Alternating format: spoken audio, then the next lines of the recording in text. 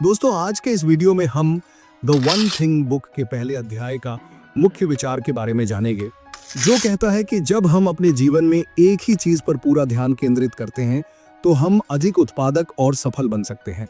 इसे एक कहानी के माध्यम से समझते हैं और सफलता की ओर आगे बढ़ते हैं। बहुत समय पहले की बात है।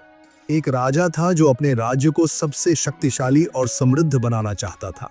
वह दिन रात नए नए तरीकों की खोज में लगा रहता, लेकिन उसकी समस्या यह थी कि वह एक ही समय में कई चीजों पर ध्यान देता।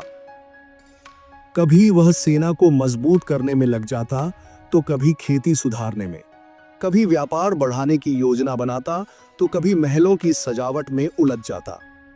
एक दिन एक ज्ञानी संत उसके दरबार में आए। राजा ने अपनी समस्या बताई।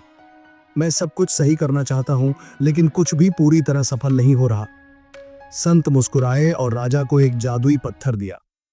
उन्होंने कहा, यह पत्थर तुम्हें अपार शक्ति देगा, लेकिन इसका प्रभाव तभी दिखेगा जब तुम सिर्फ एक ही लक्ष्य पर ध्यान केंद्रित करोगे, और जब तक वह पूरा न हो जाए कोई दूसरा काम नहीं करोगे। राजा ने पत्थर लिया और सोच में पड़ गया।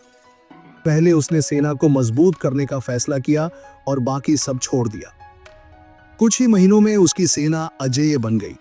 फिर उसने खेती पर ध्यान केंद्रित किया और राज्य में अन्न की कोई कमी नहीं रही।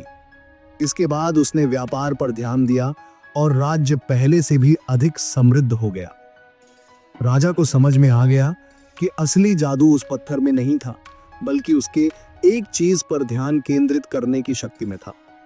यह कहानी हमें यह सिखाती है कि जब हम कई चीजों पर एक साथ ध्यान देने की कोशिश करते हैं तो हम किसी में भी पूरी तरह सफल नहीं हो पाते। लेकिन जब हम सिर्फ एक महत्वपूर्ण चीज पर ध्यान देते हैं तो हमारी प्रगति कई गुना तेज हो जाती है। और यही द वन थिंग बुक का मूल संदेश है। अपने सबसे महत्वपूर्ण लक्ष्य की पहचान करो और उसे पूरा करने में अपनी पूरी ताकत झोंक दो।